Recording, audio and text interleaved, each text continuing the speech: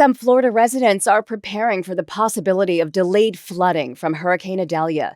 And Georgia's governor is dismissing requests by former President Donald Trump to start impeachment proceedings against the Fulton County District Attorney.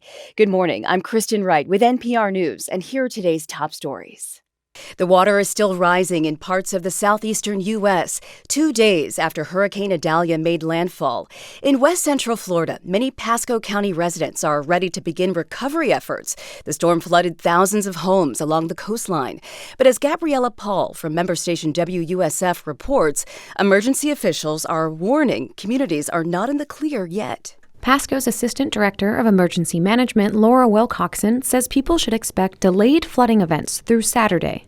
She says the county's topography is shaped like a bowl, making it easy for water to overflow into the river system below. Even 24 to 72 hours post a hurricane passing our area, we'll start to accumulate the rainfall and other flooding from the communities that are north of us. She says that the Anclote and the Pythla-Chascoti rivers always are prone to delayed flooding after major storms. National Weather Service forecasts say the Anclote could swell another 4 feet, but that would still be several feet under the designated 20-foot flood stage. For NPR News, I'm Gabriella Paul.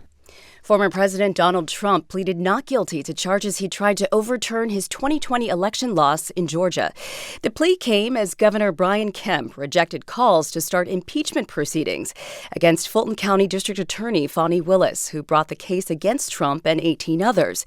Kemp says he sees no evidence Willis violated her oath of office. In Georgia, we will not be engaging in political theater that only inflames the emotions of the moment. We will do what is right. We will uphold our oaths as public servants. And it's my belief that our state will be better off for it. A judge has yet to set a trial date for Trump. Just in time for Labor Day, the Labor Department is set to report on the nation's job market. NPR's Scott Horsley reports forecasters think employers added about 170,000 jobs last month. Forecasters think the pace of hiring has slowed compared to the beginning of the year, but employers are still adding a respectable number of jobs each month, and the unemployment rate's expected to remain historically low, around 3.5%. Other indicators do point to a cooling job market. Job openings have declined, though there are still 3 vacancies for every 2 unemployed workers, and the number of workers quitting jobs has come down, so employers aren't having to deal with quite so much turnover.